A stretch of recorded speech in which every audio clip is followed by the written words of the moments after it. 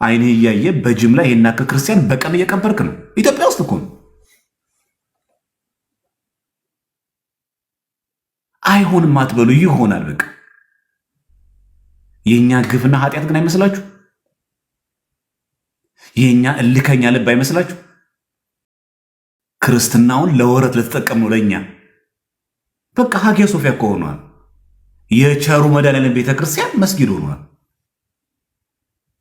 1935 ደግሞ ከአውሮፓ ህብረት ምናምን ሊያባሯት ምናምን ሲሉ ቱርክ ለኦርቶዶክስ አልመልስም ግን መስጊድ የሚለውን ቀምቼ ሙዚየም አድርገዋለሁ አለች።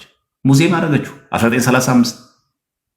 ከዛ በ2020 የዛሬ 25 ዓመት ደግሞ መስጊድ ያደረገች ተመልሰ። ከዛ አይታችሁ ከሆነ የሀጊያ ሶፊያ ቤተክርስቲያን ዩቲዩብ ላይ ገብታችሁ ተመልከቱ። የመድኃኔዓለም ቤተክርስቲያን ስዕለ አድኖቹን እንዳለ ሙሉ ቀለም እየቀቡ የሚደርሱበትን ሁሉ እየሸፈኑ አይሆንማ። የሰው ወርቅ እኮ አያደምቅም። እኛውን መስጊድ ገብተን ቤተክርስቲያን ማድረግ እንችላለን? ይሆናል? ስብዕናስ ክርስትናስ ፍትህስ ነው? ይገባልስ? እኛ የበላይ በሆንበት አካባቢ ላይ እንደዛ ማድረግስ ይገባል?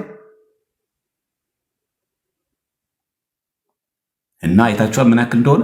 ሀጊያ ሶፊያ ብላችሁ ግቡና ተመልከቱ። ዩቲዩብ ላይ ቀለም ቀብተውታል። የመድኃኔዓለምን ስዕል የክርስቶስ ስዕል ቀለም ቀብተውታል። ከላይ በቃ እንደዚህ ያው ግማሾቹ ስዕሎቹ ይታያሉ። የተቀበው ፓርት ምናምን ግማሹ ይታያል። ነጭ ቀለም ምናምን ቀብተውታል። የደረሱበትን ቀብተውታል። አዲስ ተአምር አንጠብቅ። ለዚህ በከተሞች እንደው ሰላም በሆነ አካባቢ ላይ እየኖርኩ ነው ምንም ነገር የለብኝ ምንል ሰዎች ከአርሲ ክርስቲያኖች ተምረን ራስን ለሰማዕትነት ማዘጋጀት ተገቢ ነው። ትንሿ ሰማዕትነት ግን ጊዜ መሰዋት ነው።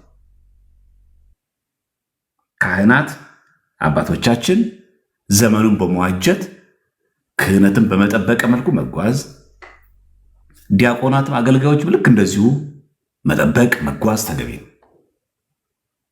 እኔ በጣም ማዝነው አሁን እየወጣ ያሉት በተለይ ወጣት ዲያቆናት ነገ እንዴት እንደምንዋጃት እችን ቤተክርስቲያን አላውቅም።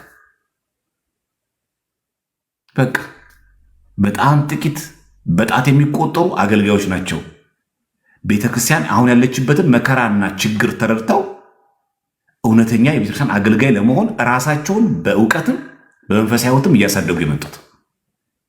አብዛኛው ግን እንደዛ አይደለም። ለጥ ብሎ ተኝቷል። ገሚሱ ቅጥረኛ ዲያቆን ነው፣ ይቀድሳል፣ ደሞዝ አይቋረጥበት። ሰንበቴቱ መናፍቃን ገቡበት አልገቡበት፣ ምዕመኑ ተማረ አልተማረ፣ እሱ የሚጠይቁትን መልስም የለውም። እሱ